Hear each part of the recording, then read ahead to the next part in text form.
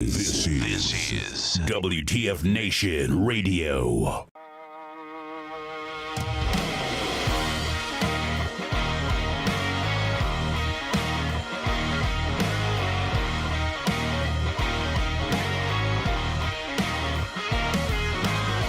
Stand up for the things I believe in, but I don't always do what's right. I'm the only hell my mama ever raised, but hell my mama tried. I am the last of a dying breed. There ain't many souls left like me. I'm a man of my word, that's a guarantee. I'm the last of a dying breed.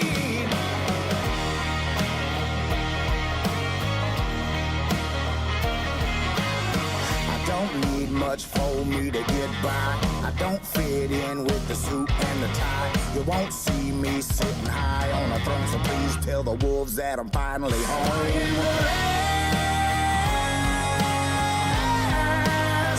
of a dying breed. There ain't any souls left like me. I'm a man of my word, that's a guarantee. I'm the last of a dying breed. I'm a God-fearing man, I ain't afraid of my fate. I'm a lot like Jake, born 50 years too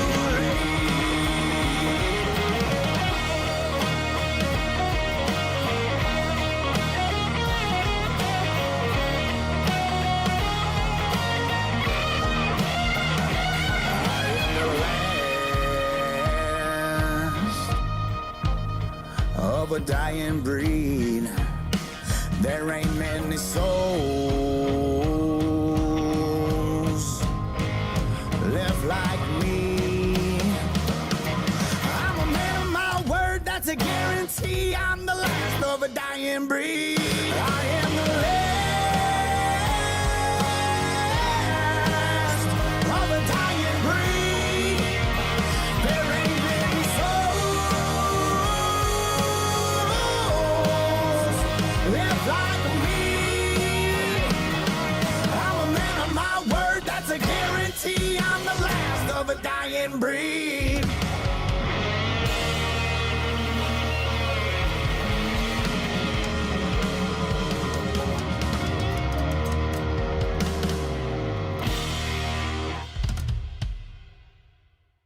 WTF Nation Radio. WTF Nation Radio.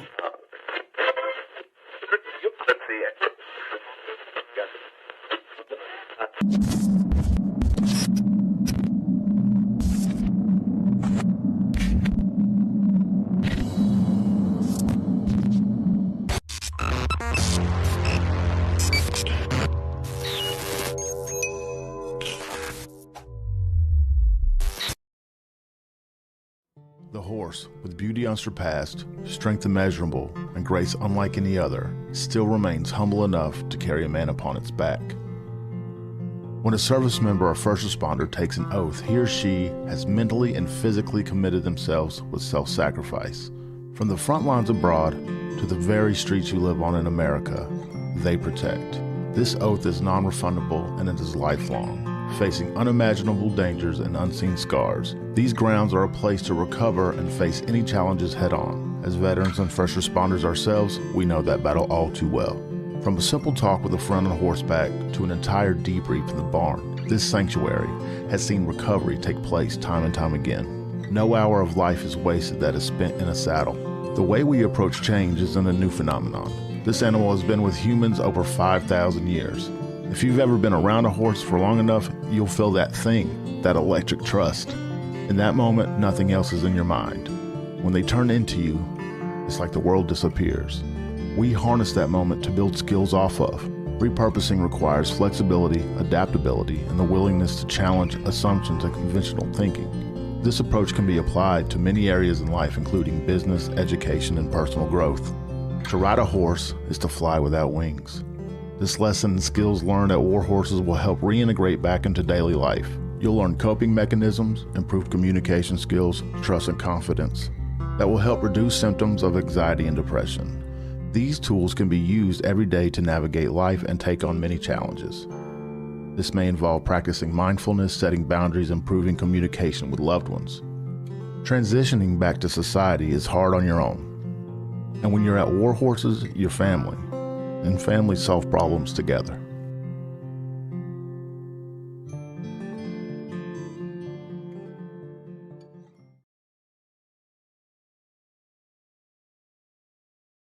Everything stated on WTF Nation Radio is to be considered the opinion of the person that stated it, and not an official representation of WTF Nation Radio or U.S. Army WTF Moments. Price does not include tax, title, or license. Some assembly required. Each item sold separately. Batteries not included. Objects in mirror are closer than they appear. If conditions persist, contact a physician. Individual results may vary. Keep out of the reach of children. Avoid prolonged exposure to direct sunlight. Keep in a cool, dark place. And please enjoy the show. Shots.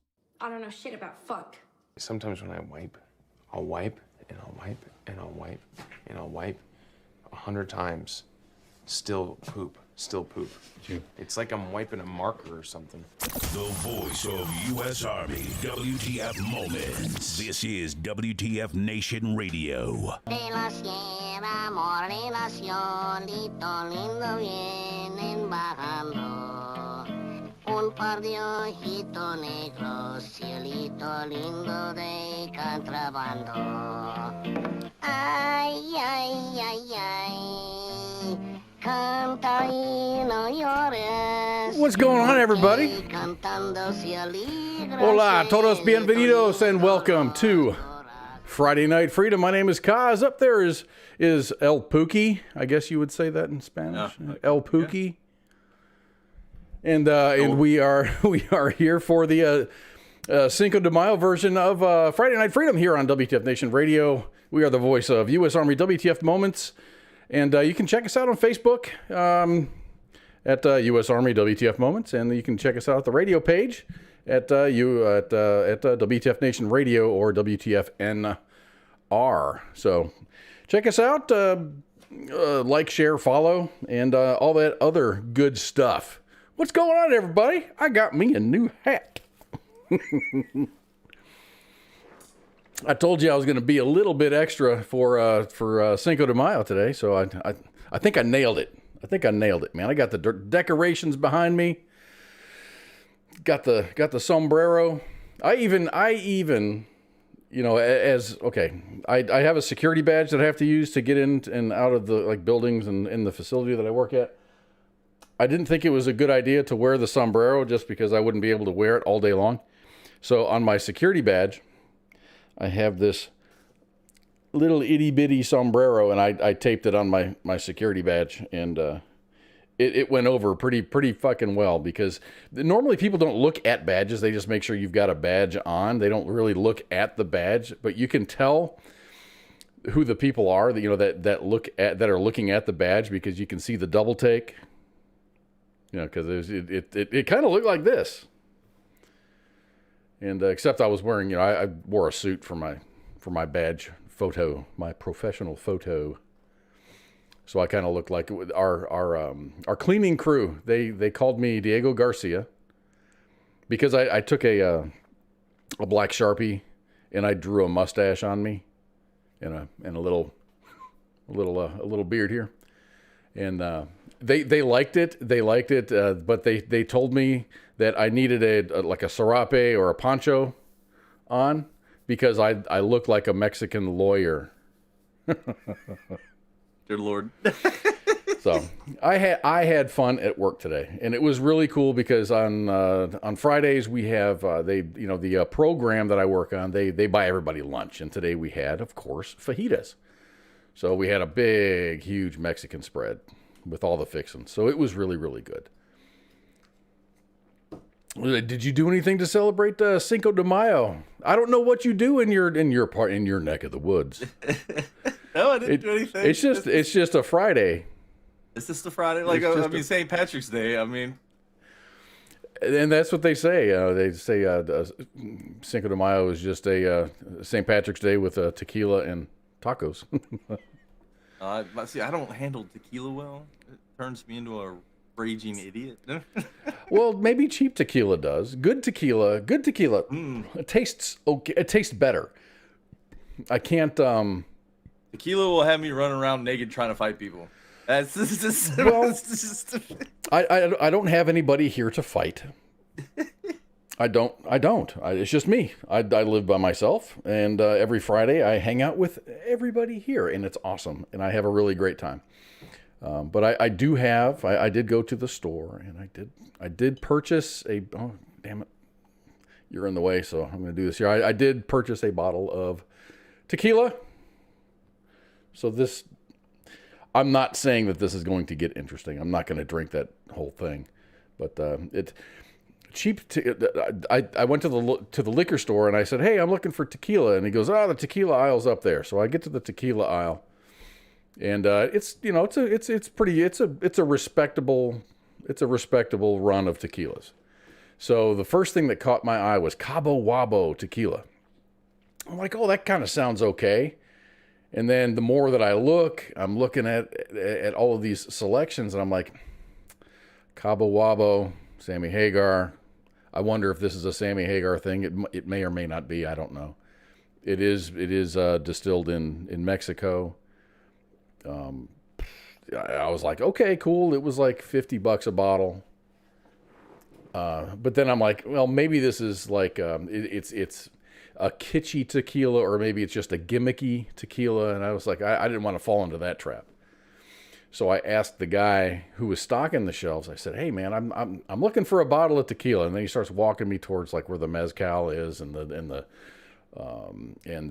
Jose Cuervo and the Patron. And I'm like, "No, I really want a good tasting tequila because I don't like tequila. I really don't like tequila." I love tequila. It's just it doesn't agree with you.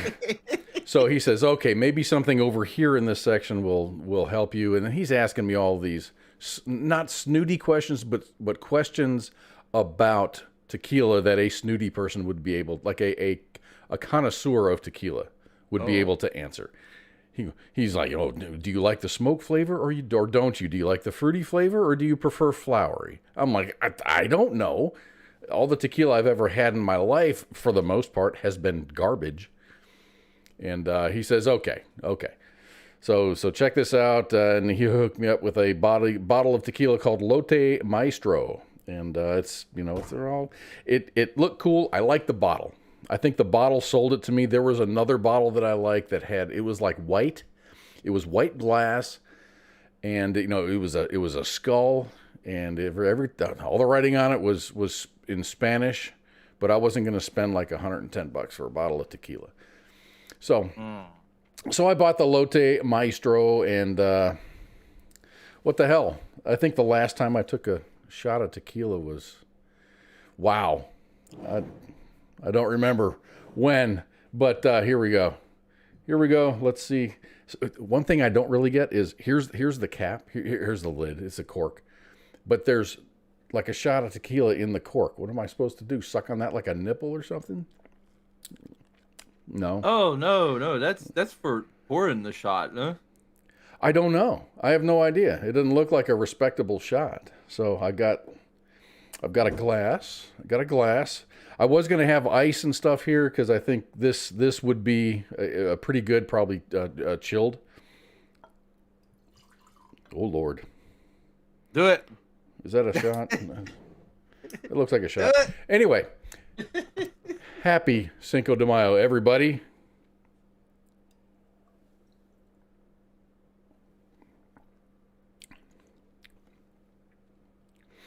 That didn't taste a damn thing like tequila.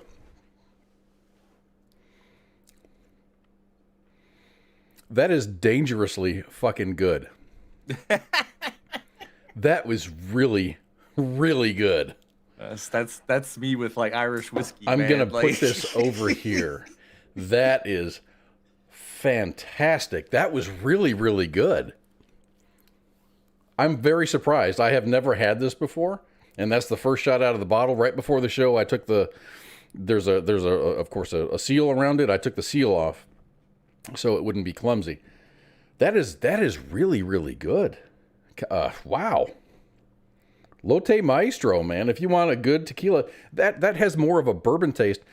I did some reading up on it. It does have a smoky flavor. It's they said it's flowery, but I don't know. I don't know the difference. I know the difference between flowers and fruits, but I couldn't tell you if that was if you just said, hey, what does that taste like? I'd say it tastes like bourbon. You can't taste it doesn't taste like tequila. It doesn't taste like cheap tequila. How about that? That was good. That was, man. Okay. All right. I'm going to put that over there. So today we are celebrating Cinco de Mayo, and everyone's like, what is Cinco de Mayo? I have no idea. It's a big, I don't want to say it's a big thing, but it's a holiday that's paid attention to here in Texas because, a very large Latin population, a very large Mexican population. So Cinco de Mayo is Tecate. Someone says, where's the Tecate? I did shop for Tecate just to be in line with the Sergeant Major, with ice. But I was looking for like a 6-pack, maybe, like a 6-pack bottles or something. I didn't see any bottles. I don't even know if they sell it in bottles. But all they had was 12 packs of 16-ounce cans. Yeah, they have light and they have light and like regular, whatever the regular Tecate is. I've had that before. I can't remember if it's good or not. Let me see. Rick Keene says, "What's it called?" It's called Lotte Maestro. Elote Maestro? Lotte, like not Maestro? not elote. It's Lotte. Can you guys see that? Lotte Maestro tequila. My big face is in the way, sorry. It says on tequila añejo. And añejo just means old. So it's aged, it's good, it's really freaking good. That was really good. That is dangerously good, dude.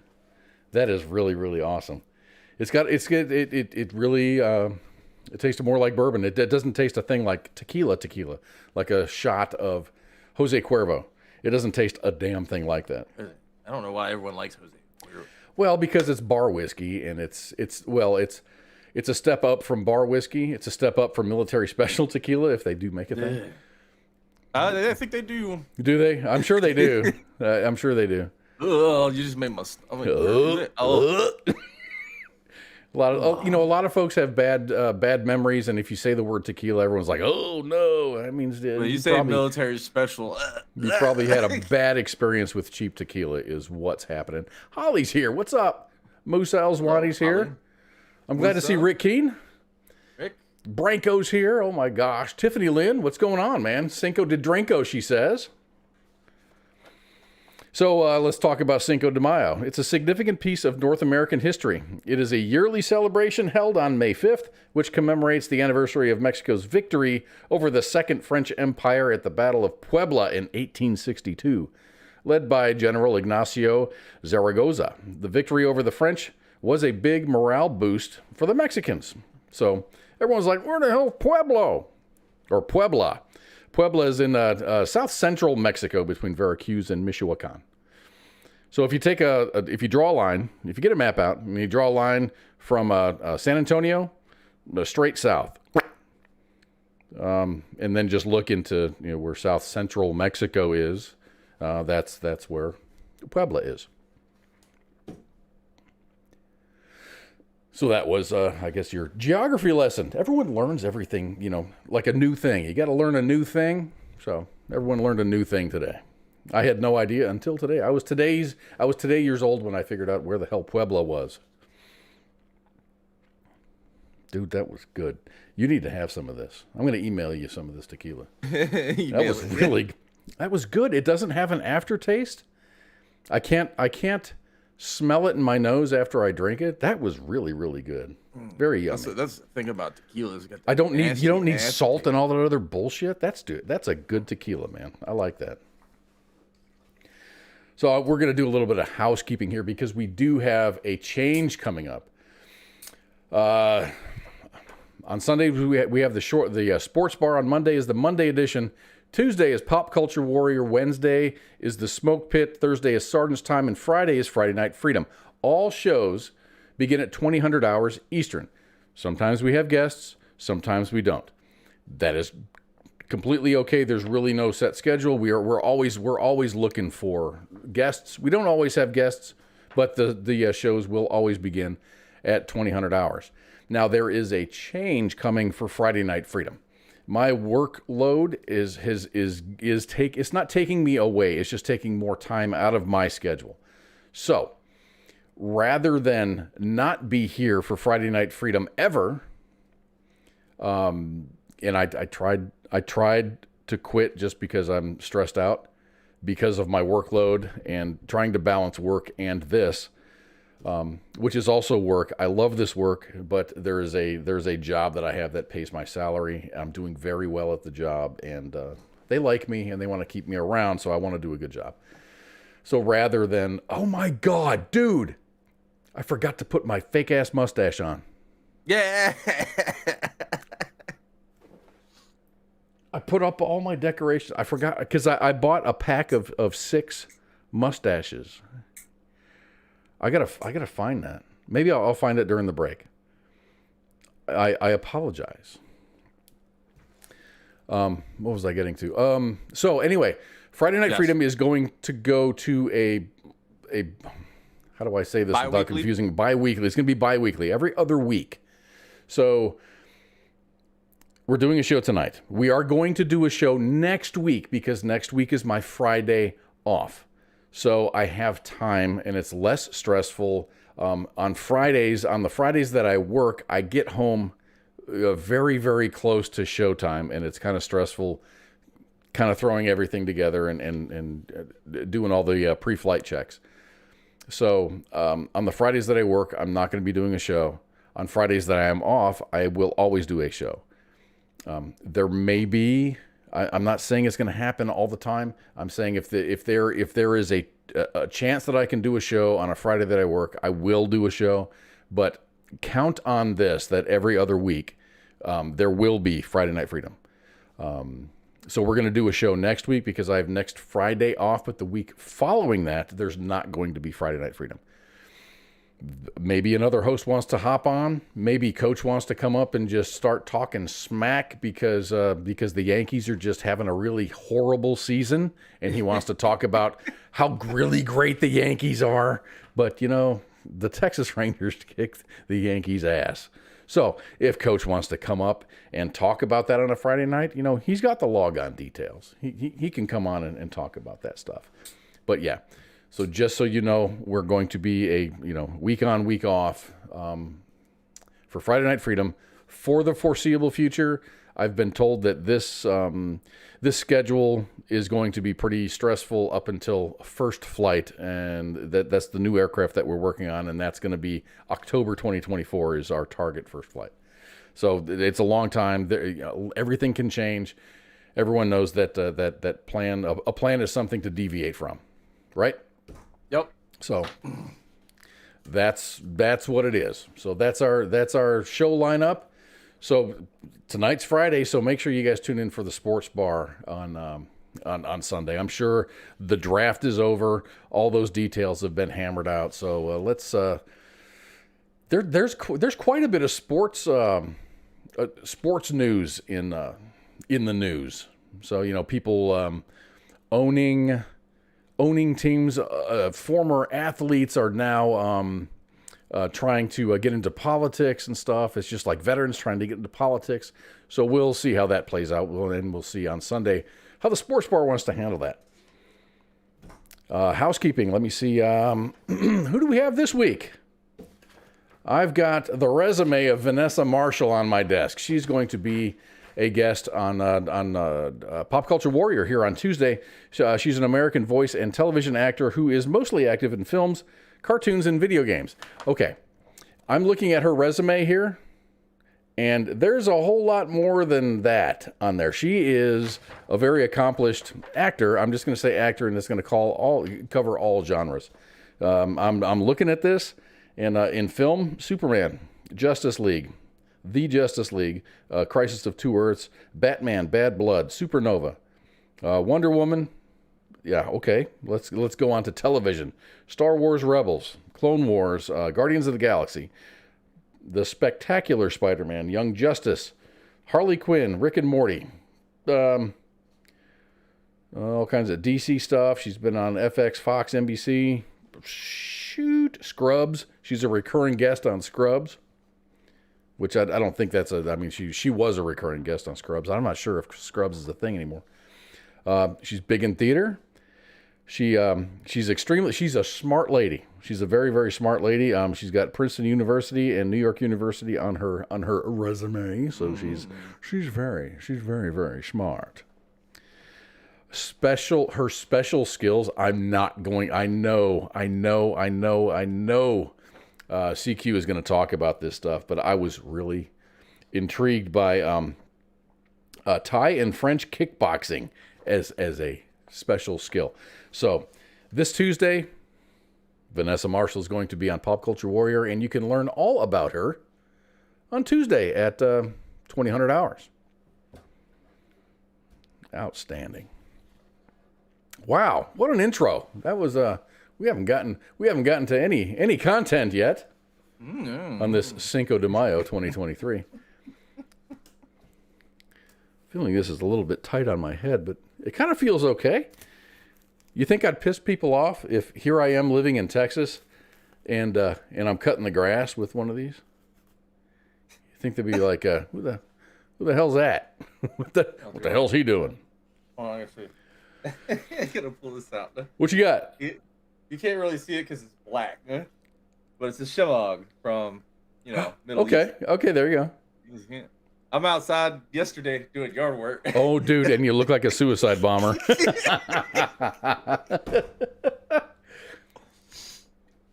It kept my neck from burning.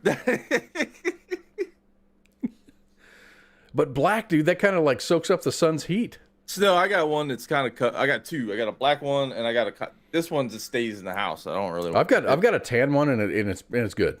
I've got a tan one. Yeah, so that's the one I was doing the yard work with. I had it set up so because I was leveling some land out and dirt was flying everywhere. So it was getting in my nose. So it's like I know what will fix this, and I set it up. Dude, I'm serious. When I get desperate, I just grab a T-shirt and tie it around my face. Use whatever. But I was like, I've got this just sitting in the house, so I grabbed it and I was out in the yard working. And even a neighbor walked up. She was like, "Is that your hair? What happened?" I was like, sweetheart, I shaved my head, right? So I looked at her right in the eye and I said, and everyone was just looking. I mean, Musa Alswani says, do you have a Haji dress? No, I do have a kilt, like full-blown kilt layout, but that's just, I am Irish, so I can do that shit. You're allowed. It doesn't have to be St. Patrick's Day. Well, that's not Irish. That's Scottish. Both. Really Celtic, kind of whatever. But you play poker? Poker, yes. Depending on what kind of poker we're talking about. There's more than one kind? Yeah, there's a bunch of different kinds. And this shows that I don't play poker. So, David Hughes. David Hughes is a very important person in this story because he won a $250 buy-in, no-limit Texas Hold'em poker tournament in Hollywood, Florida over the weekend. Normally, this would not be noteworthy because people play poker and they win all the time, except for the fact that it was a ladies' tournament. But David Hughes won it. Oh, no, it made its way into poker, didn't it? Hughes entered the event at the Seminole Hard Hotel and Casino and won the top prize of $5,555. Hughes beat out the rest of the entrants, all women, and he drew the ire of all the other players in the process. Abby Merck, who finished third in the event, tweeted out her frustration with the fact that Hughes won the tournament that was supposed to be exclusively for women. Under Florida's anti-discrimination laws, casinos are not allowed to ban men from competing in women's events, which is why Hughes was able to participate. Oh, the tables have turned. As Hughes advanced in the tournament, professional player Ebony Kenny was willing to provide a $300 reward for any player who would knock him out. By the time Hughes was at the final table, the bounty that Kenny had started had reached to more than $2,000. However, no one was able to collect the bounty because Hughes defeated Diana Cibaton heads up for the title. Dude,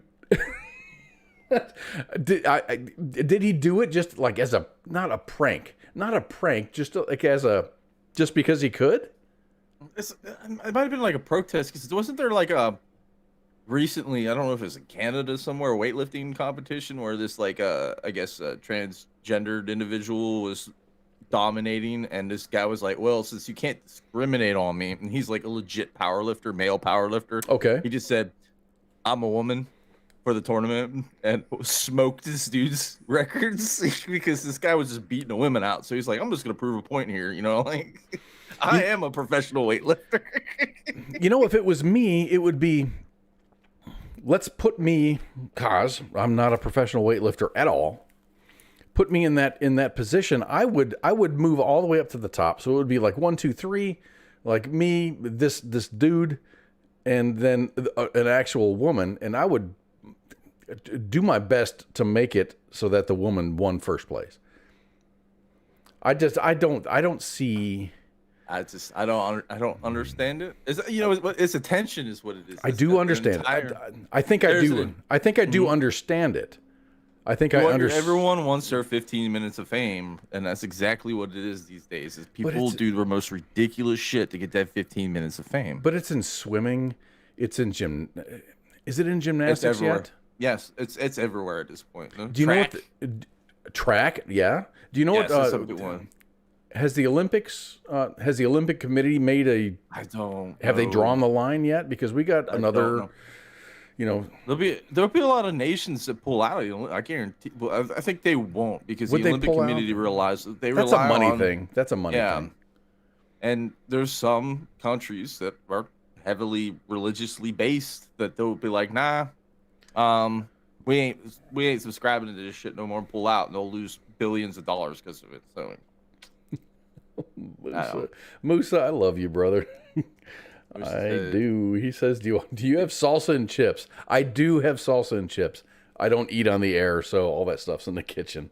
I'm not going to crunch on chips and slurp on salsa and queso. I'm a big salsa doesn't really do it for the verde, the green salsa. I like that, but I don't like the red, like rojo, salsa rojo or whatever. You don't like the tomato-based stuff? You just is more of a tomatillo. You're a tomatillo guy. But I prefer hummus over anything. That's my favorite dip. Hummus. We have a Mediterranean place that sometimes we have our Friday lunches at. I will sit there all day long with some naan and a vat of hummus. Dude, and just scoop meal it. In itself. I mean, it's kind of like when I go to a Mexican restaurant, I get chips, I get salsa, and I get queso. And the queso that at the Mexican restaurant that I go to is extremely awesome. So I will sit there and just shovel. If I'm there, when I was there with my daughters or my wife or whatever, they're like, "Hey, Dad, can we get some chips and queso?" Yes, we can. I will order 2 quesos, one for them, one for everybody else, and then one for me, because I absolutely love cheese. Cheese is awesome. Cheese is the key to world peace. If people would start seeing it that way, I think we'd live in a better world. Branko did mention something about I missed the comment. What did he say? Sorry, what did he say? He said poker is a gender neutral sport. It is. You either have the skill or you don't. It doesn't matter if you're a man or a woman. That's an excellent point, Branko. Thank you. Mm-hmm. And you don't. The thing is, and it's like mathematics. You don't need to be able to speak the language. It's just poker is poker. The rules are the rules are the rules. Hold'em too, though, is a bluffing thing, and I can see a bunch of I hate to say this, but a bunch of women super mad that a dude is doing something. You know how women get. I'm not gonna say all women, but some women will get. Oh my god! I can't believe you said that. And they're all emotional, pissed off that a guy is playing, and then their whole game's jacked at that point because they can't even tell a bluff because they're mad at him. Well, Women they're are always smarter. anger about women are smarter, but they think of things differently. So I think it would be great to have just like a gender, and I'm sure they've had it, but everyone wants to have their, women's only this or men's only that. I don't think men. I really don't think men's are like, no, it needs to be a men's only tournament. What's that? Oh, I gotta look this up now because I saw something on TikTok and it had me kind of laughing a little bit because no one's talking about it. There's like a wildfire going on. I think it's in Canada or somewhere or whatever. They had all women's forest firefighter group can try to do a controlled burn, and now it's out of control, but no one's talking about it. No, I did not hear about that. I saw it. I didn't get a chance to research it because I really wanted to research that. So I may or may not be right, but when I saw that, I was like, that's kind of hilarious that the media would be like super hush, like, oh yeah, it was a controlled burn that just got on a fire, but. It was okay. It was a conference. I've been accused of something, and I don't recall if I said that. TZ says, I just recorded you saying women are smarter, and I will forever remind you of it. They are.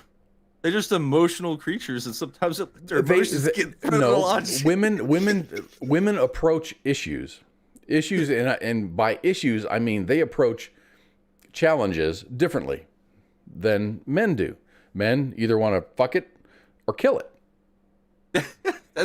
Is that wrong? No, it's not. Or eat it. Eat it. Yeah, that's just three basic. Or if you're married, and my ex-wife told me this all the time, I would come home from work. How was your day, honey? It was okay. I would say it was okay. Everything's okay. And then I would ask her, and then she would start going off on a tangent, not ranting. And I did not have the intellect to ask her, do you want me to just sit here and absorb this, or do you want me to help you fix this? Because she would say shit, and I'd be like, well, fuck, punch her in the throat, or just do these things. Here's all these things that you can do here's all the choices that you have in order to fix it. She didn't want me to fix it. She just wanted me to fucking listen. But I'm a guy. I like to fix things. That's what I do. That's what guys do. We're not good at listening. We're not good at listening. God, cut us some slack, or at least tell us, hey, I just want you to listen. I've had a bad day. I want you to listen. It'll make me feel better and things and stuff, and we can have queso and chips later.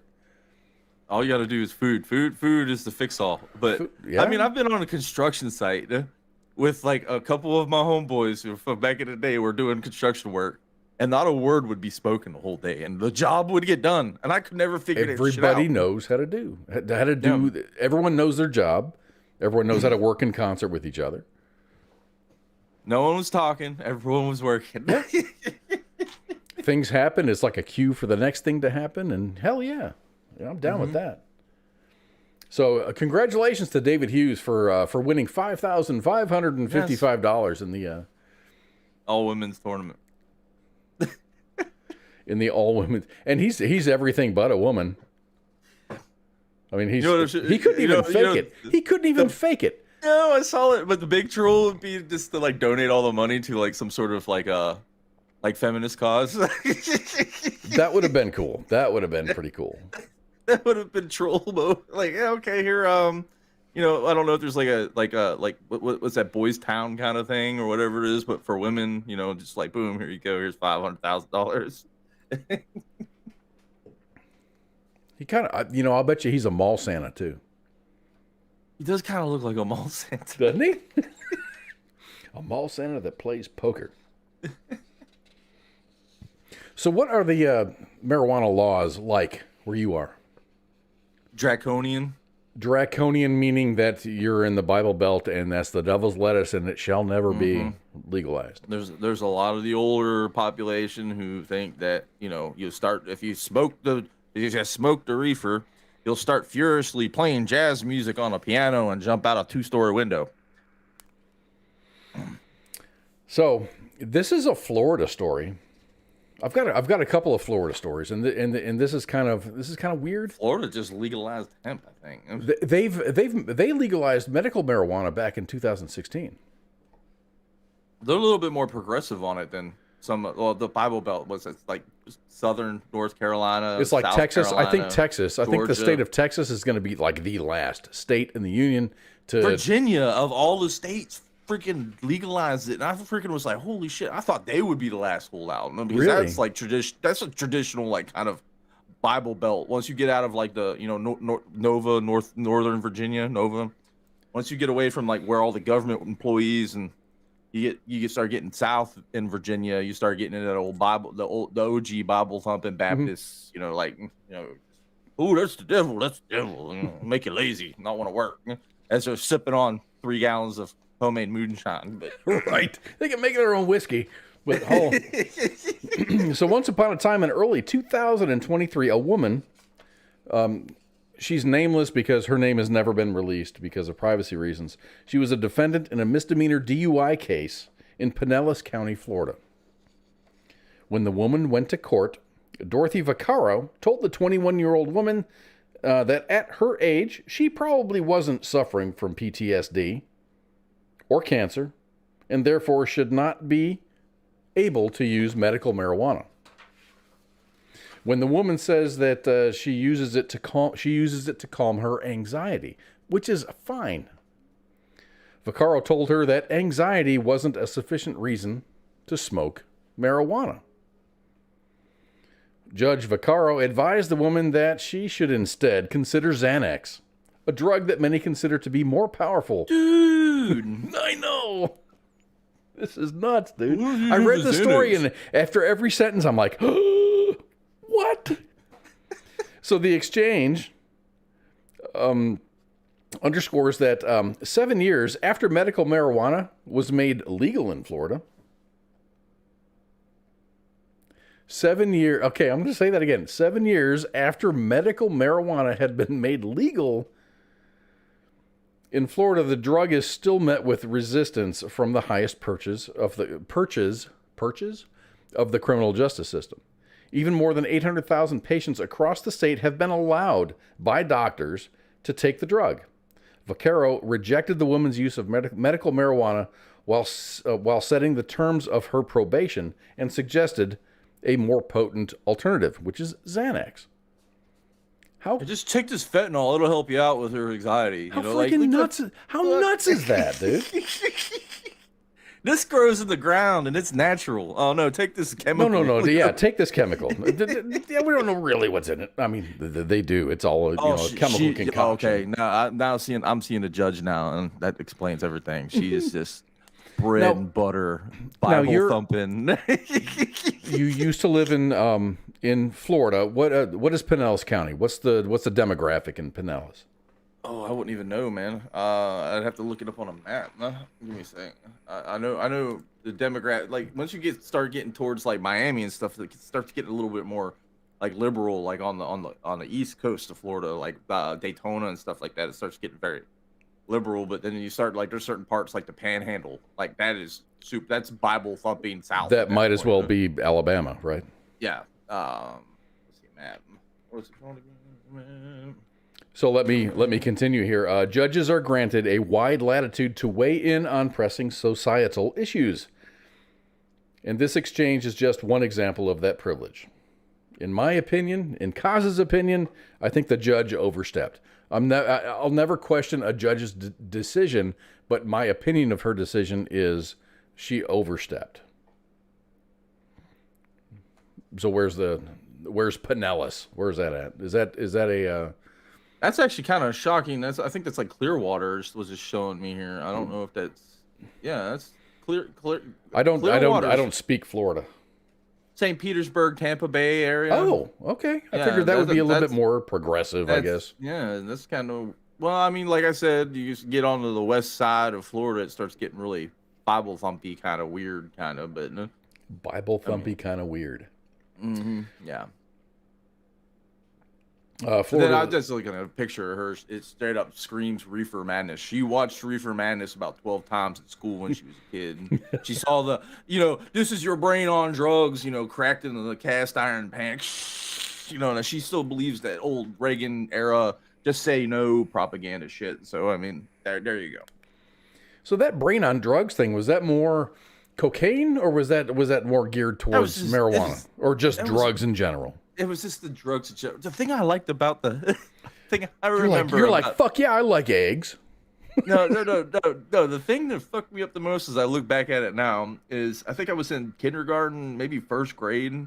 We had the state police up in Pennsylvania, the school come in, and it was like the DARE program thing.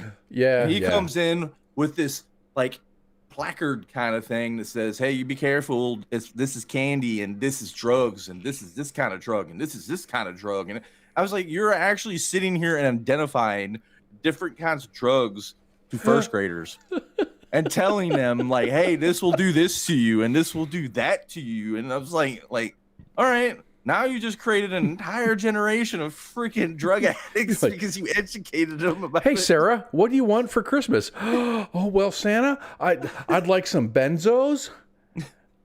Quaaludes. Quaaludes was a thing back then. Yes, you're still a thing back then. You know?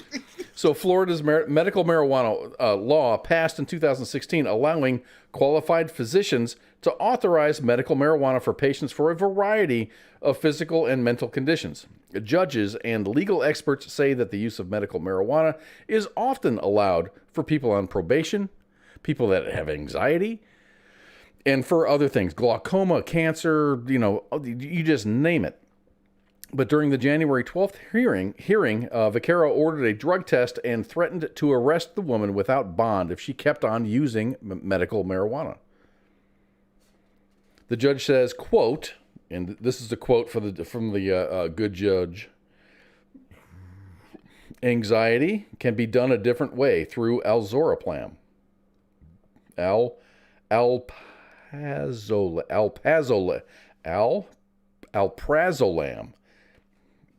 Okay, I just want to say that whoever makes up the name for these drugs sucks. It's usually based on the chemical. It is, and it makes sense if you're in that field. Alprazolam. Or Xanax, that's what Xanax is. Suggesting that the woman goes to her primary care doctor so she can, quote, deal with it that way. The judge says that she might reconsider her decision if the woman got, quote, all wiggy by taking Xanax, or if another doctor wrote a letter in support of the woman using marijuana. The woman's lawyer spoke up and said to the judge that her client would indeed get on Xanax. I think it's a smart move by the attorney, because you don't want an argument in the courtroom, because the judge is always right. That's their thing. It's like when you're in a courtroom and the guy before, you're about to be heard, and the guy before you is pissing the judge off. You're like, please, dude, stop this shit. Yeah, just shut the fuck up. You're going to make it bad for me at this point. So hopefully that they're getting some letters right now from several doctors, not just one. Get letters from several doctors saying that no, medical marijuana is approved. If I for was you. her lawyer, I would take that case to the Supreme Court of Florida at that point, because that seems like it's something that the Supreme Court down there should be hearing. I don't think a judge like deciding legal issues should have any medical say. No. They're not a doctor. I say that. I would have been like, are you a doctor there? No. I do say that, but then there's judges right now across the United States ruling on abortion and other transgender, like gender transformation, whatever the surgeries and stuff are. So I can't say that judges should not rule on this. I think that they should gather more facts before they make a ruling. And it's like the Supreme Court. The only job the Supreme Court has is to decide whether something is constitutional or not constitutional. So that really seems like a very simple job, actually, if you think about it. Huh? So Xanax is a brand name for alprazolam, which is used to treat anxiety. It's a benzodiazepine, which works by slowing down the central nervous system and decreasing brain activity. Essentially, and this is my words, turning you into a zombie. Yes, it does. Many veterans go to the VA or their primary care physician for treatment to handle their anxieties and stuff, and they're given Xanax, and that seems to be like the try to stay away from that. Here, have Xanax. Well, I mean, the VA, from what I understand, nowadays is now kind of they're iffy. Stepping away from it. Yeah. Yes, which is a good thing. But, you know, the marijuana is still bad because, you know, federal government still has it Scheduled 1. So they're like, no, you don't partake in the devil's lettuce. Yeah, it's like Schedule whatever the fuck. We can't even research it. So I'm not a doctor, but I think the defendant would be a lot better off if she smoked a little bit of weed rather than taking Xanax. Maybe some gummies. She doesn't have to smoke it. She can eat some gummies or whatever. I mean, if the smoking a joint or whatever is the problem, maybe just ingest your THC using gummies or something edibles. or any other edible. A brownie, ice cream. They got THC infused ice Dude, cream. we were in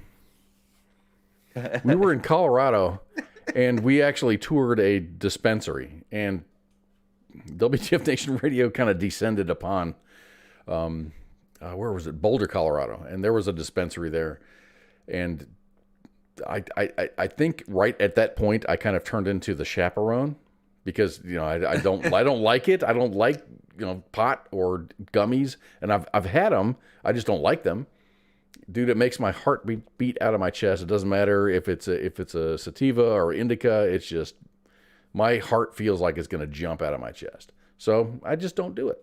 It's fine with me. But we went there, and there were so many choices. That apartment that we were staying in was full of things and stuff. I mean, mom made tacos, which was awesome, with no THC involved. They were delicious tacos. But we went to this dispensary, but there was like infused sodas and gummies, and I think Pi got this big ass joint that was like as long as my arm, and it was great. It was a great experience. But you know, that's just, it's not for me. It might be for people. If I would be very, very supportive of someone who would like get off of pharmaceuticals and just, dude, if you smoke a joint before you go to bed and that makes you tired and stuff and you get a great night's sleep, dude, there you go. I know a lot of friends of mine that I know that were like heavy drinkers, and they have recreational use now in their state, and they don't drink no more. They just in the evening they just smoke a little bit and go to sleep. And I'm like, that's cool. You quit drinking, because I think alcohol is worse than. I agree. But dude, this fucking tequila is delicious. I don't think there's an edible alive that can taste as good as this. This is really awesome. I have no problem with your personal choices of what you want to ingest and put into your body. I have no problem with that. No. TZ says the VA here in Texas, as long as it's Delta 8, which is legal, you can take, and if you test positive, they won't do anything about it, but you just have to disclose it. So what, they drug testing people at the VA? I have no idea. Whenever I go to my doctor, he says, I don't care what the slip says when you have an appointment, I want you to take a blood test. And then it's like every other appointment, I pee in a cup.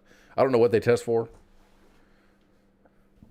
I don't care. It's kind of weird to be just tested for drug use, but I guess, I mean, whatever. I mean, they don't test the senators and the Congress and for, you know, drugs, but dude, I mean, we did a show where like Congress is like, it's like almost everybody is on something. Oh, the pharmacy, the one that all the Congress people go to, apparently like someone leaked out like the two biggest ones are anti-dementia pills and Viagra or some shit like that. Yeah, a lot of Viagra. There's a whole lot of blue pill up there.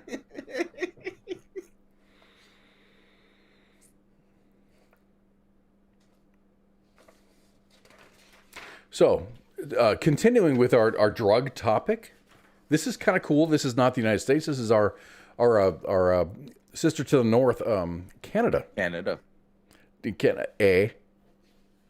Infused. Don't call me buddy pal.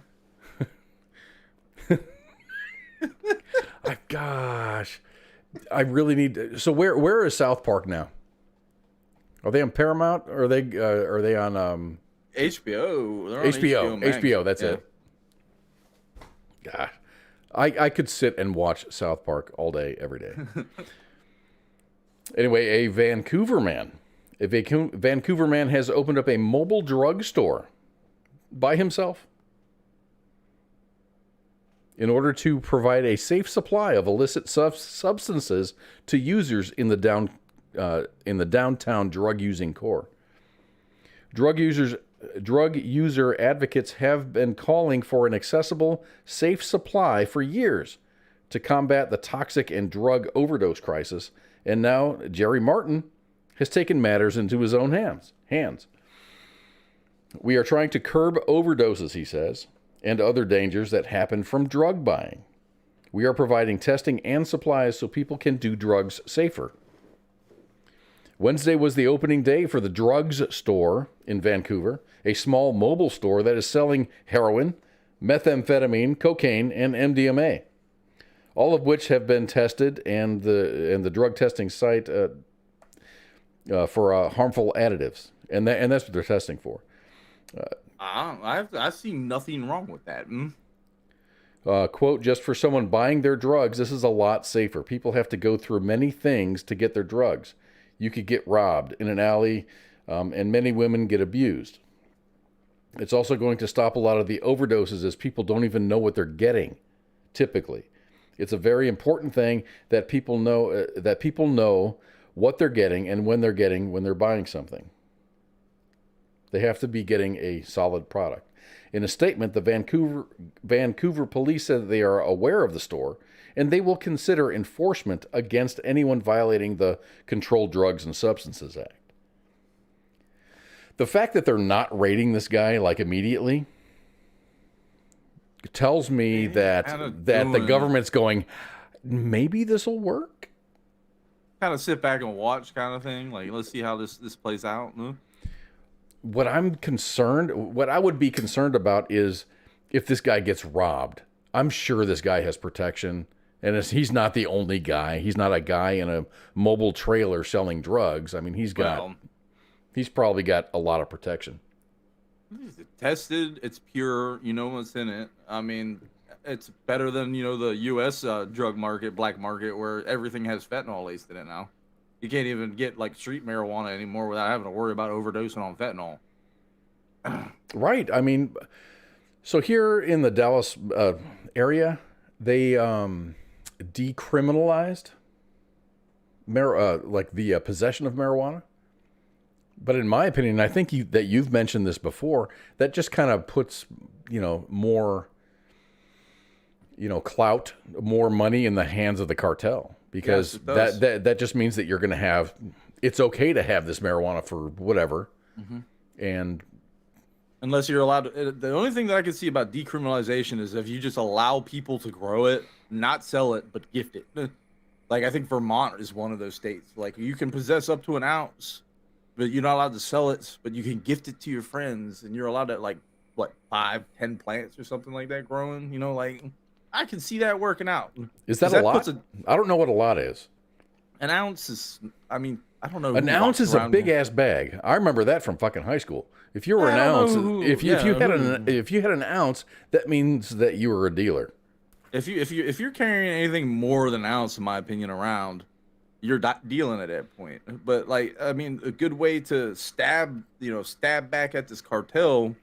Marijuana brings them billions of dollars a year. Is just if you just allow people to grow their own plants, keep the possession, the amount that they're allowed to store, you don't want someone with 10 kilos chilling in their garage, because that means they're selling. So you can have, let's say, 10 pounds in your garage, but on your person, you can have an ounce. An ounce.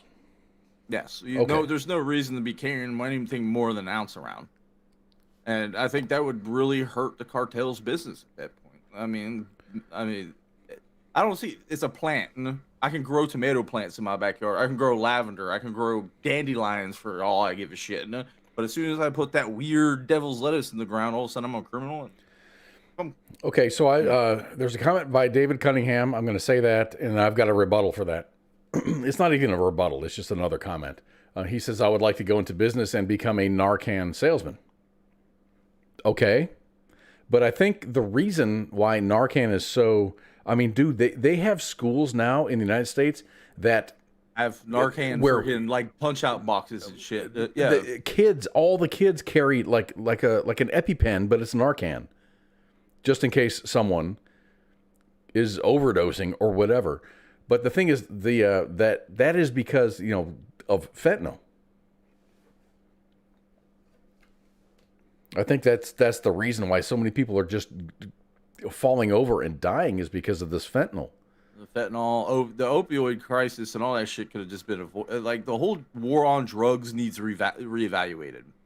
So Martin says billions of dollars. I'm sorry. You go ahead. No, you go ahead because no, we spend billions and billions of dollars a year. We spend billions of dollars a year on this war on drugs, and we have not put a dent in it. No, I think people are getting that shit in the jailhouse. I don't think it's gotten worse. I think it's just changed. It hasn't gotten worse. I mean, the war on drugs is okay. I'm down with stopping cocaine and shit like that, and the heroin and stuff. Weed, I'm not even on the fence. I'm like, nah, whatever. Weed. I'm like kind of borderline where if you can just go to a pharmacy and be like, hey, I want, like back in the 20s before cocaine was illegal, be like, hey, can I get a snuff tin of cocaine that's pure? I have no problem with that. I'd like a Coke, please. No, like a real Coke. Like a Coca-Cola that had cocaine in it. I don't see nothing. If it's controlled and, there's a quality control. That's the big thing is quality control. Like meth, meth is the devil in my eyes. That's nothing but chemical and epinephrine. Yes. Meth, heroin is the devil. Opium, the devil. So what is heroin? What is heroin? Heroin is nothing but opium. It's opium, right? It's an opium. Yeah, opium. Like I said, opium is the devil at that point.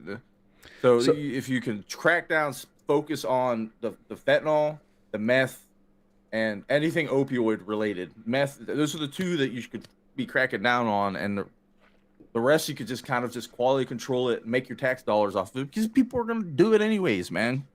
There's billions and billions of tax dollars being lost. And you know me, taxation is theft, but billions of dollars being lost in revenue that could go to fixing roads, schools, or treating better education. Drug addiction? Yes. Treating drug addiction. Mental health. Like, you just name it. You could put that money towards that. Instead, guess where that money's going? It's going to the cartel. It's going down south. And it's funding wars around the world. And I'm thinking that if that money goes into the government, it's just going to be spent on other shit. Not the right shit. Well, Colorado did a really good job. They took all their, the first year, I think they had such a surplus on the marijuana sales tax. Dude, they gave people refunds and shit. Yes. They were giving people refunds. They fixed their schools. Refunds. I'm sorry. They gave them their money back. Yeah. So Martin says he actually wants to be arrested in an effort to raise funds to launch a constitutional challenge to make all drugs legalized. He says, I believe we will be hearing, I'm saying I will be hearing, I think that we're going to be hearing more about Martin and the drugs store in the future. So what do you think? Should all drugs be illegal? Should they be legalized? I mean, if you're going to, it's your choice. That's the thing. Like libertarians, there's some hardcore libertarians out there. I think Spike is one of them. I love Spike. There's a couple, it's your choice. It's your personal choice to put whatever you want in your bodies. The thing is there's no quality control. You can't go to, ibuprofen. To buy ibuprofen, the FDA has to go through this, that, this. There's quality control. There's lot numbers. If there's recalls. Mm-hmm.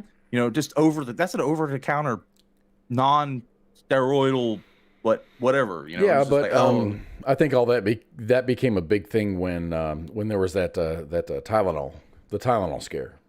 Yeah, I remember that. Yeah, but it's the government can control this shit and profit off of it. As much as I hate to say the government's going to profit off of it, me, but that money could be better used than being, like I said, around the world, Colombia, South America, Ecuador, where all the cocaine fields are.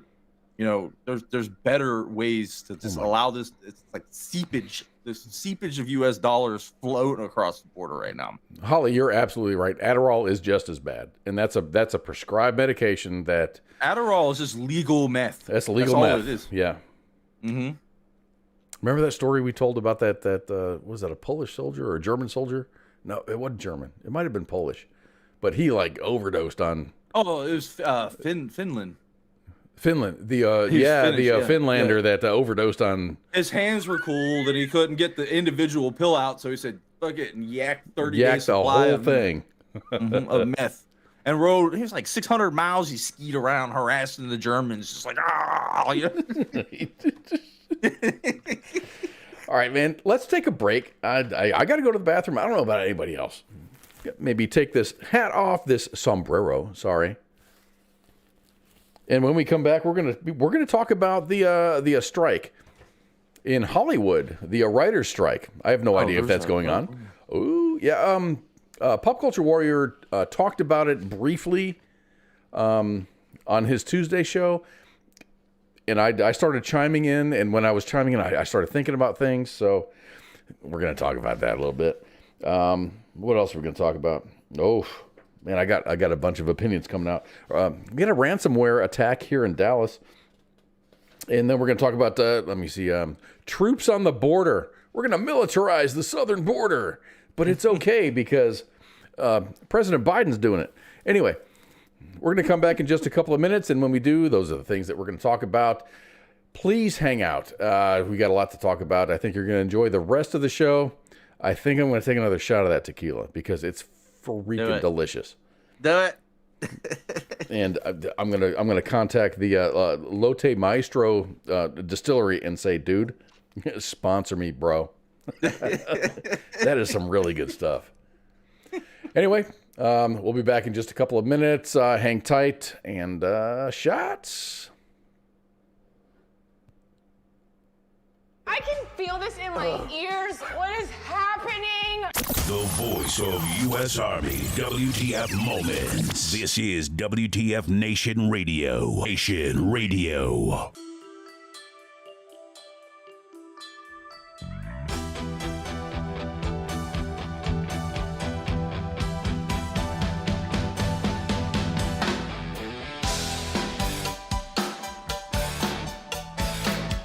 All right, we are back for part 2 of Friday Night Freedom. My name is Hola, me llamo Kaz. Me llamo Kaz, and this is the second half of Friday Night Freedom. Okay, I got to make sure all my stuff is good. We are live, and this is awesome. I am going to take another shot of that tequila, so hang on for that. Yeah. Thank you all for being here on this Cinco de Mayo 2023. Glad to have you with us. Yeah, there was a question that says, can you post where to find these songs that you play? I've looked for them and I cannot find them.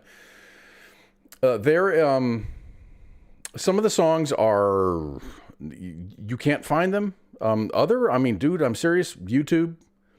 You can YouTube, those last 2 songs were from Ryan Weaver, former guest on the show a couple times. He's been here. But yeah, if you just look at YouTube and search for Ryan Weaver, you can find his songs. If you search for, I play a lot of Roses Unread. If you look at Roses Unread, you can find their music everywhere. So DJ Kaz. DJ Kaz. So the name of the tequila is called Lotte Maestro, and it's fucking delicious. Lotte, can you see that? Lotte. There we go. There's a good shot. Lotte Maestro. Lotte Maestro. I like that sound effect. You got a soundboard or something? Yeah. You like playing with that? So anyway, I'm gonna take in commemoration of Cinco de Mayo. Kaz is gonna take another shot of tequila. How about that? This is so good, dude. This is one of those tequilas where you don't buy this bottle to slam. Oh God, that probably tilt it back. Probably take the whole bottle. But you can't. I mean, look at the lip on this thing. That lip is. I'd have to be like No, I can't do that. That's a big lip. Can't do that. I'm curious about this. Is this supposed to be a respectable shot? That's not 1 ounce. That can't be 1 ounce. A shot's 1.5 ounces. 1.5 ounces? That's definitely not 1.5. I don't know what that is though. That's kind of confusing the hell. It's kind of cool. I think it's kind of cool. It's like you burn a bottle up, but then you like leave the bottle chilling, and it's got that just shot, so you could be like, "Hey, I've got this." But or it's one of those. Fuck, I'm out of tequila. Oh my gosh. Or you let your friend taste it. You know, this is the last one. You might have one shot left, and you want someone to try it, so you'd be like, "Okay, well, I got the cap here. Here, try a shot of this." You know? Okay, so I have a question. What does it smell like? It smells like bourbon. But you saw the label. It says tequila añejo, which means old. There's a serial number on the bottle, which is cool. So I bet they aged it. It's tequila that was aged in like an oak barrel or something, or not an oak barrel, but like a whiskey barrel. Yeah, that might be it. That's why it gets that. You get that like tequila, not tequila, like kind of whiskey undertones to it. That's a reasonable. That's a reasonable. Wow, that's more than. I don't think I'm gonna. It's just. It tastes so good though. Cinco de Mayo. It's not. It doesn't burn. It doesn't suck going down. It's good. It's really good. So, man, Lotte Maestro. Good stuff. So we're going to continue on with the show. I'm trying to read all the... There's a lot of... I really appreciate all the chats. Okay, so let's talk about... There is a writer's strike going on in Hollywood, and a lot of shows are being impacted by that. The writers are on strike, so you're not going to get the writers doing their thing. So what they're going to do is call in some scabs. They're going to finish the writing, and then maybe at the end of this chapter or the end of this season, they'll do the negotiations. And I think they're good. All the production companies are going to negotiate like ongoing, but I think to fill that gap, they're going to bring in some scab writers, and I don't mean that in a bad way. Folks that want to write and get into the business. Cameron Stewart says, so it's danger juice. Yes, sir. Absolutely it is. Mm-hmm. Danger juice. That is, okay, it's not as harsh as a bourbon or a whiskey, and it's not at all crappy tasting like a cheap tequila is. It's smooth as Tennessee whiskey. Which is a song that Pookie doesn't like. Despise. You don't like very much at all. So anyway... On Tuesday's Pop Culture Warrior show, I'm going to switch to this graphic here. He talked a lot about the writer's strike that has hit Hollywood. More than 11,000 unionized television and movie writers declared a strike in a move that could bring Hollywood studios and networks to a halt. The Writers Guild wrote on Twitter that the studio's responses were, quote, wholly inefficient given the existential crisis that writers are facing, adding that it had pulled the trigger after 6 weeks of negotiations with Netflix, Amazon, Apple, Disney, Discovery, Warner, NBC Universal, Paramount, and Sony. Union members, and it wasn't even close, they voted 98% in favor of going on strike. The writers demanded higher pay, minimum guarantees of stable employment, and a greater share of profits from the boom in streaming. While studios say that they must cut costs. They were like, oh, we can't do that. We got to cut costs. I do feel their pain because I'm not a writer, I'm not an actor or nothing like that, but I work in an industry that makes a fuck ton of money. And every time that I go for a performance review, they're like, you're doing great. Here, have a 3% raise. That really gets on my fucking nerves because the cost of living is greater than 3%. Gas is fucking expensive. My mortgage hasn't gone up much, but now that my property taxes have been reevaluated, and I say that in quotes, I'm also, paying more now on my mortgage because my property taxes have gone up.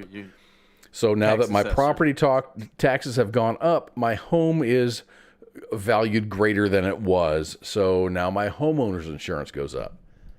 So, it's that thing that just kind of trickles down. It's trickle down taxation, because big companies are not going to lose money. Big corporations are in the business to make money. And if they don't do that Six Sigma type crap, if they don't improve their position over time, there's no metric that says, okay, the cost of living went up, so this is why your corporation made less money. They don't care about that. Investors want to see profit. So everyone pays, and it's all of us down here at the at the bottom. I don't say that in a bad way. So WGA member Daniel Sanchez Witzel says that, quote, if we got everything that we originally asked for, it's less than 2% of the profits that they make off of the products that we create for them. Now, I don't know if her facts are true or even close to accurate, but to me, if this is the final price tag, it's pretty reasonable. Shows that are first on the chopping block are Jimmy Fallon's show and Seth Meyers' show. Both of them are Writers Guild members, and they fully support their writers. I'm down with that. So in a nutshell,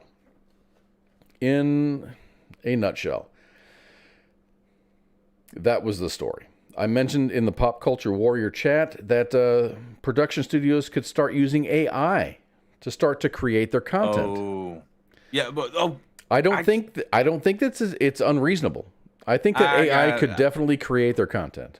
I got a very it's me and my buddies were talking about this the other night. Kind of popped up, weird drinking conversation. Okay. Do you remember that? What was it, about maybe like 5 years ago? A monkey took a picture of itself. Yes. PETA got pissed off because the guy was trying to claim it was his camera, but because he didn't push the button, it wasn't his, and it technically property of the monkeys. And because the monkey is not a person, therefore no one owns rights to said photo. So AI probably will fall under this. Like when the Supreme Court goes to revisit this case, it's not a person, so no one can own anything that's AI generated at that point. Because it's not a person creating the content. So let's say production company says, okay, we're going to allow a team to run an AI machine and create content for us. So you've got, let's say, a dozen employees. Name a production company. Paramount. Let's say Paramount says, okay, these human creators are now on strike. We still need to put out stuff. So we're going to hire a dozen people to edit, rearrange, or whatever. They can't AI can't unionize. Not now, at least. But AI costs much less than employing a human. So it would be relatively easy for AI to generate a storyline for pretty much every show out there. You give them a baseline, they can continue the story, including late night TV. Late night TV is based on current events, so that seems to be pretty easy to write jokes about that stuff. AI has its quirks, but it can be ironed out or corrected using non-union writers and a little bit of editing. I think it's a viable solution in the short term. Truth be told, I don't think that AI has the talent that a staff of talented writers has. Humans give it an edge. There's just something that humans give that AI cannot. And I think that production companies stand to lose a lot more money over the long term if they don't give in to the writers' demands. Popular late night hosts like Jimmy Kimmel, Seth Meyers, Jimmy Fallon, James Corden, and Stephen Colbert have expressed their solidarity with the writers. And I'm down with that, dude. I mean, they're all there, so, I mean, stand with your people. But I think it's kind of insincere being that their combined network or their combined net income is over $300 million. Every one of these dudes is a rich motherfucker. And the ones that are always saying eat the rich. I've never been in that eat the rich and fuck the rich and stuff like that. But it's They're all like that. It's really easy for Jimmy Fallon going, hell yeah, fight the power, when he's sitting on a ton of money. So let's talk about this. Jimmy Kimmel makes $50 million a year. I'm sorry, he has a net worth of $50 million. Seth Meyers, the guy all the way on the left, has a net worth of $26 million. Jimmy Fallon has a net worth of $60. James Corden has a net worth of $100 million, and Stephen Colbert has a net worth of $75 million. Dude, that is a lot of money. You can survive a long damn time without going to work if you had that kind of money in your account. So I do have a prediction. I'm 95% certain that if the production studios decide to go the AI route, I think that the late night hosts like Fallon, Myers, and the others will refuse to perform. I think that they'll sit out. They're like, hey, my writers are not here. I'm not going to be here. So the network is going to suffer. Is AI capable of taking over television? I've got a video. Want to see the video? I love this video. Is it the pizza commercial? No, it's a beer commercial. Oh, dear Lord. Oh, yeah, this is pretty bad. This is pretty bad. This is really, really bad. Really bad.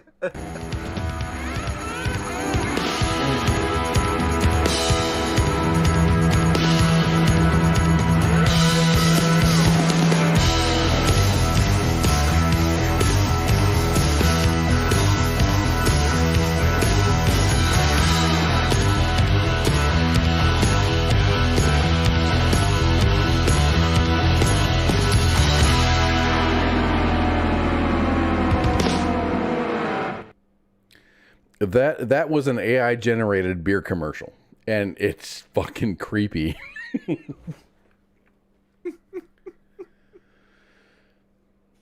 That was so bad. But AI is it learns, so it's only going to get better. It just can't figure fingers or mouths out for some reason. Mouths or eyes. Dude, yes. The eyes. That was like, I think I saw some of the off of that video. I saw some comments were like, "That's a bad fever dream." It's about as bad as that pizza commercial that someone did in AI. It's like an old Pizza Hut kind of rip-off commercial, and these people are trying to eat the pizza, but I guess because AI doesn't understand the idea of consuming nutrients. Consuming it goes in this slot, and then you process it, and then it swallows. Oh, but it's like the pizza's just smushing against people's faces and melting. Gosh, I would love to see. I'm gonna look at that as soon as we're done off the air. I'm gonna look at that. That's majestic. Yeah, but yeah, AI is stupid in certain things, but they can make a conversation, or you can feed it information and say, make a conversation based on these 3 items, and then you can do a whole Friends episode. I had Chat GPT, whatever it is, I was playing around with it. I had it write it a script for me, and it was actually really good. Like it's a B movie. Should we have a Friday Night Freedom AI generated? Can you feed it like information like military and veteran centric? These things. These are the things that we want to talk about, and then. I mean, if you're not playing around with the AI right now, you should be learning how to do it, because that's the future of things right now. That's my personal opinion. I agree. But like Chat GPT became like Silver Bullet says, "What the fuck did I just watch?" Yes, exactly. No, it's disturbing. It does not understand. So what I heard on Pop Culture Warrior was South Park actually did an episode where AI generated the script and the actual actors performed the script. I don't know if they had edits or no edits or anything like that. I need to see that. Yeah. I think AI is definitely in our face. Over the last 3 months, I think it's about 3 months. No, AI has been. It's here and it's not going anywhere, and it's No, scary it's not. because it has the potential to do some damage to civilization right now. Even the creator of AI says, AI has the potential to destroy everyone. And everyone thinks like, is this going to be like, it has the potential. Odyssey 2001, or is it going to be? Oh, no. I think it'll destroy the internet. Is what I think. No content like there's no human content creators original content, right? So the AI will start producing its own content, like we're talking about the Writers Guild and everything like that. It'll turn into what's that, the Borealis, where it's a snake eating itself kind of thing. Yeah. Where there's no original content, but the AI starts picking up on its old content and adapting to it, and it starts self-learning, and then eventually there's no original information on the internet. Which is what humans do. Yes. And they recycle shit. Mm-hmm.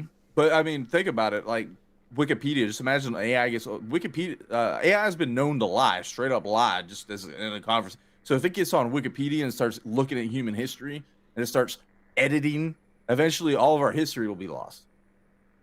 You know, like people don't keep encyclopedia books anymore. No, I mean the old Britannia Encyclopedia, the original OG internet back in the 80s and shit. You know, like dude, I had that disc. It was like a 5-disc set. Dude, I've got that was awesome. I got a 1984. And then back when I was in school, we actually had paper books. Paper books. You actually had to go to the card catalog and like sorted by the Dewey Decimal System. Yes, you had to learn that shit in order to find books. Yes. 101. 101 was always reference material. Mm-hmm. So, staying with the computer thing, we had a ransomware attack, another ransomware attack here in Dallas. Dallas is really bad because I guess folks don't pay attention. So the city of Dallas, Texas got hit with a ransomware attack on Wednesday. And I think it's been addressed. It's been addressed. The city released a statement on Wednesday afternoon confirming that the number of servers that have been compromised. The city's municipal court system went down, and all jury trials were canceled on Wednesday and Thursday. Online payment for utilities and other services were impacted. The public libraries were down, but remained open because they went old school and just did it by paper. You want to return a book? It's all on paper. You want to check out a book? It's all on paper. Shit worked for forever? Million years? Ever since books? Ever since people figured out how to write, keeping things down on paper. I don't know how teachers do grades anymore. Because, back in the day, it used to be all paper, and at the end of the year, they'd calculate it. Like, if I was growing up now, I'd be hacking the hell out of that damn database. I'd have to be an A+ student, no problem at that point. Huh? The 911 system was not impacted, but police and fire dispatch was. They quickly reverted to a backup system, so there weren't too many delays for police or fire. The city's Information and Technology Services Department isolated the issue and was gradually restoring the services, prioritizing public safety and resident-facing departments. The city said that they were slowly recovering everything. There have been at least 11 confirmed ransomware attacks in Texas since March of 2022. Including attacks on the Mansfield Independent School District, Rice University, and the city of Tomball. Some hacker group called Royal was responsible for the ransomware attack against the Dallas Central Appraisal District late last year and caused its operations to be stunted for 72 days. Authorities believe that the attack happened after an employee fell for a phishing scam. So it looks like Royal is responsible for this one too. So someone in Dallas didn't pay attention to their cybersecurity training.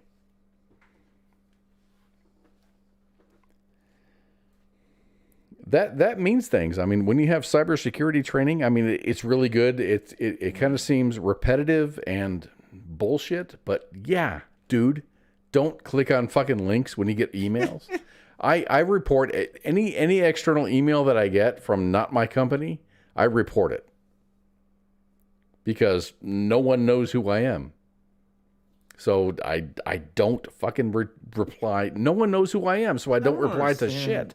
Well, most of these like big entities don't have like a standalone network inside the net. You can have some sort of outside access, but that's on a different side, kind of like the way the military does it. Like this is in our internal shit. This is what operates it. Nothing outside is touching it.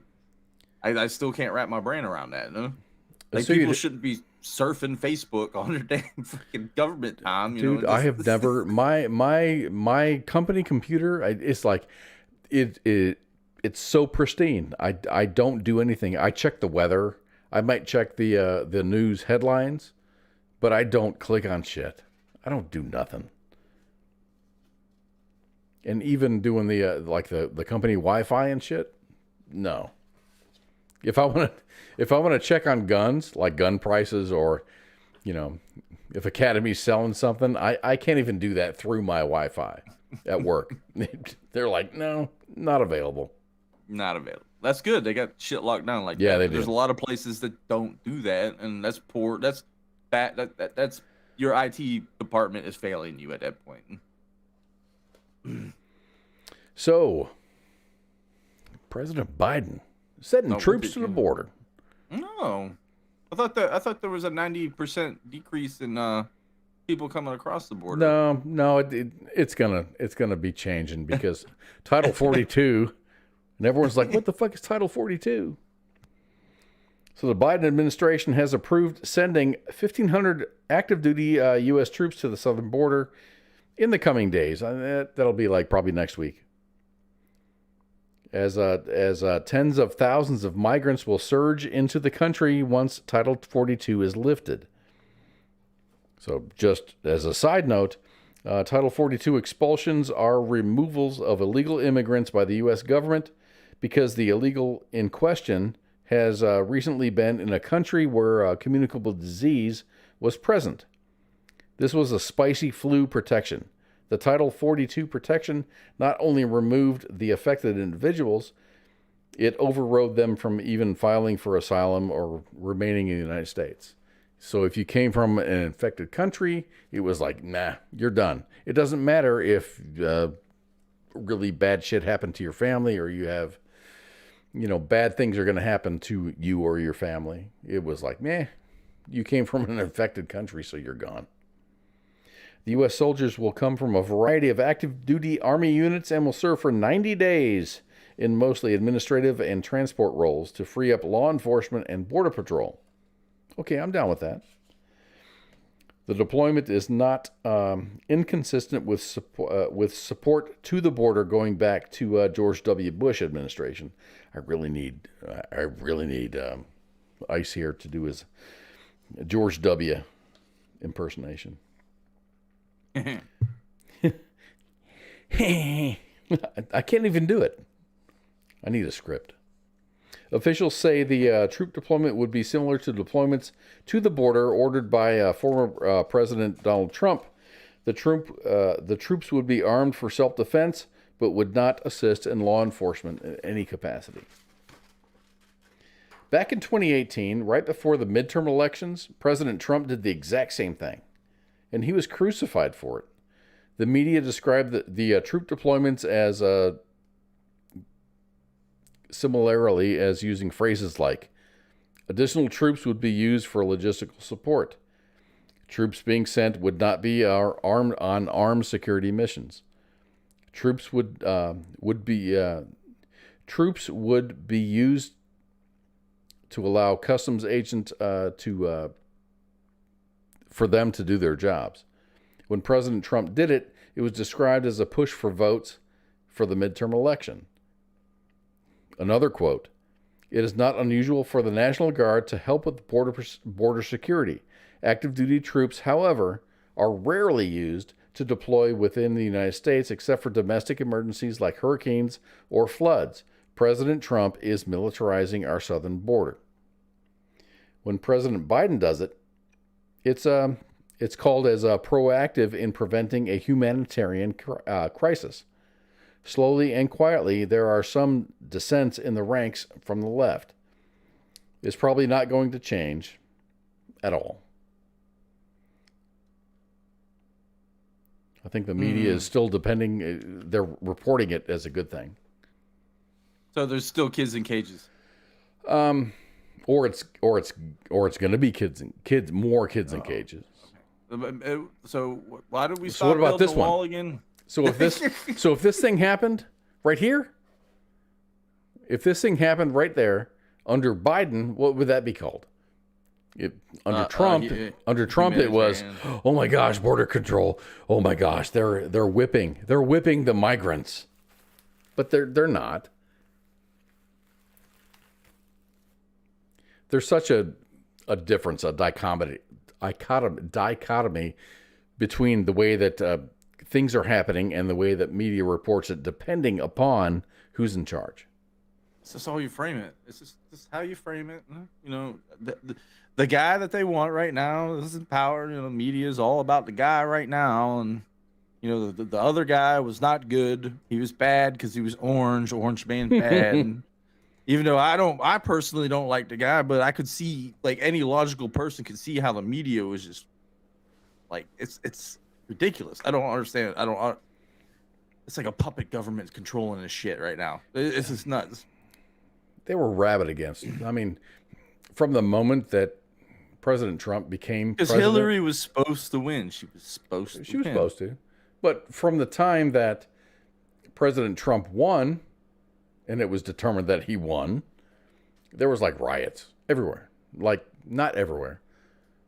Mostly blue states or blue areas. That's the whole thing just wraps up. I can't fathom, like, they're both the same thing. Both sides are the same damn thing. El Caz and La Pucasita. Oh, dear Lord. Pucasita. Shit, I should have got me what's that? Cancer Suero dress or whatever. I can't even pronounce You need a fucking sombrero. You didn't get the fucking memo. I guess I missed that point.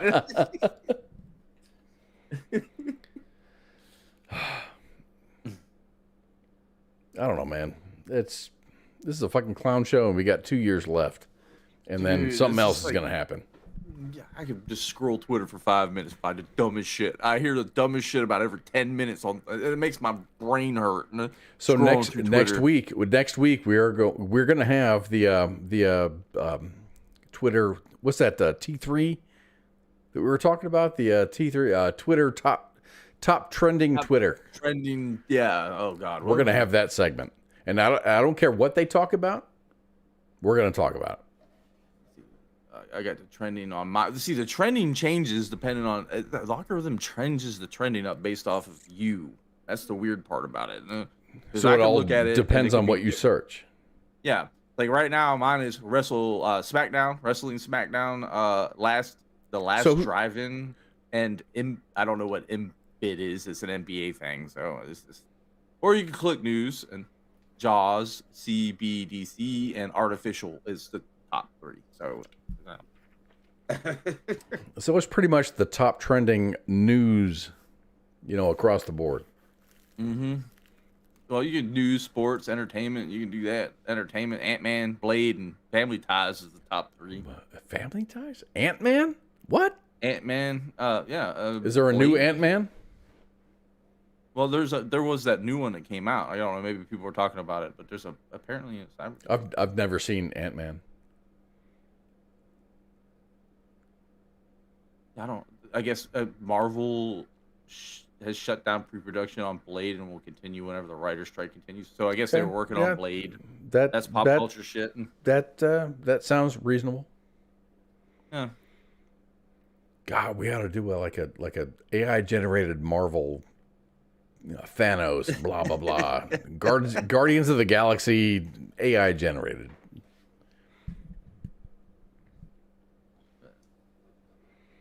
All right. I think we're going to talk about the lineup. So this Sunday, we're going to talk about sports and shit with the sports bar. Monday is the Monday edition. Tuesday is Pop Culture Warrior, and we have this lovely lady, Vanessa Marshall, is going to be on there. She's a badass, dude. You got to see her resume. It's awesome. She can dance. She can sing. She's funny. She does a lot of stuff at comedy bars and improv stuff. Been in film, been in television, and she's going to be badass. I can't wait to talk to her or hear from her on Tuesday on Pop Culture Warrior. On Wednesday, we have the Smoke Pit.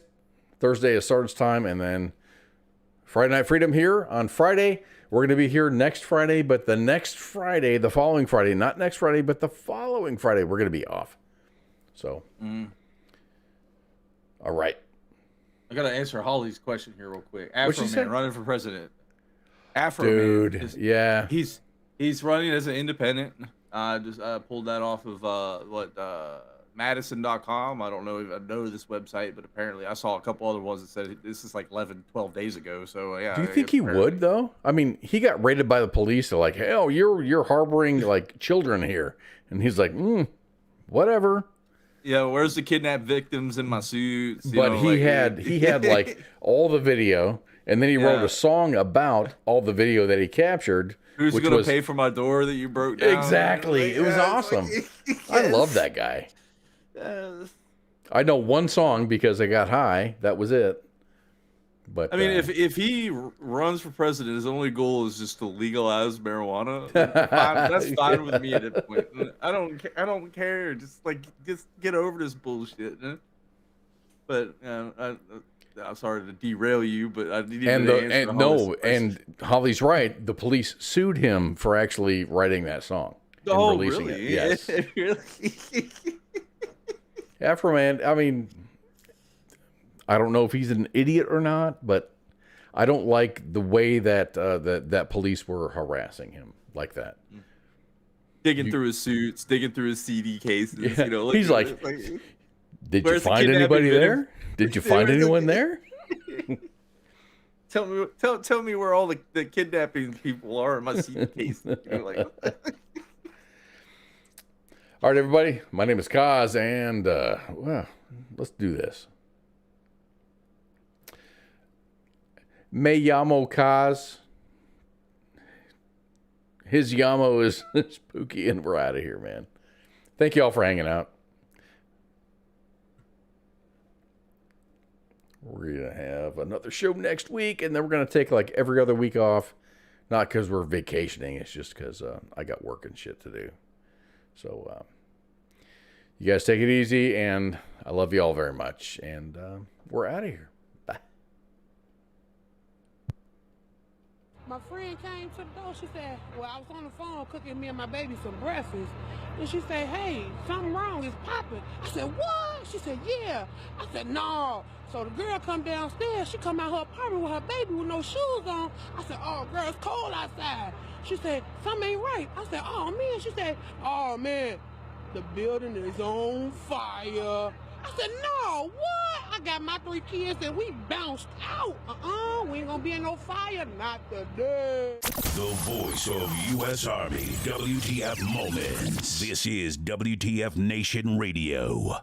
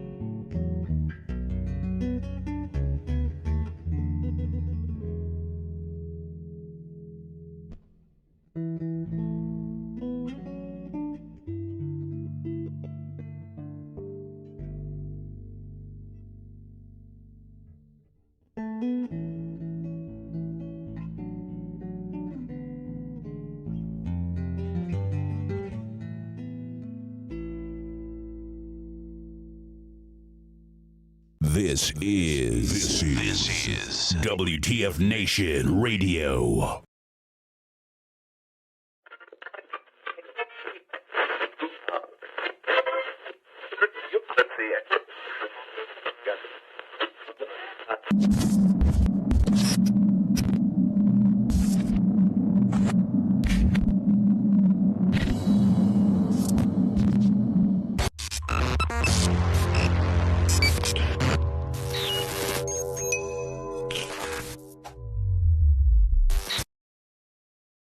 The horse, with beauty unsurpassed, strength immeasurable, and grace unlike any other, still remains humble enough to carry a man upon its back. When a service member or first responder takes an oath, he or she has mentally and physically committed themselves with self-sacrifice. From the front lines abroad to the very streets you live on in America, they protect. This oath is non-refundable and it is lifelong. Facing unimaginable dangers and unseen scars, these grounds are a place to recover and face any challenges head-on. As veterans and first responders ourselves, we know that battle all too well. From a simple talk with a friend on horseback to an entire debrief in the barn, this sanctuary has seen recovery take place time and time again. No hour of life is wasted that is spent in a saddle. The way we approach change isn't a new phenomenon. This animal has been with humans over 5,000 years. If you've ever been around a horse for long enough, you'll feel that thing, that electric trust. In that moment, nothing else is in your mind. When they turn into you, it's like the world disappears. We harness that moment to build skills off of. Repurposing requires flexibility, adaptability, and the willingness to challenge assumptions and conventional thinking. This approach can be applied to many areas in life, including business, education, and personal growth. To ride a horse is to fly without wings. This lesson and skills learned at war horses will help reintegrate back into daily life. You'll learn coping mechanisms, improved communication skills, trust and confidence that will help reduce symptoms of anxiety and depression. These tools can be used every day to navigate life and take on many challenges. This may involve practicing mindfulness, setting boundaries, improving communication with loved ones. Transitioning back to society is hard on your own. And when you're at war horses, you're family. And families solve problems together.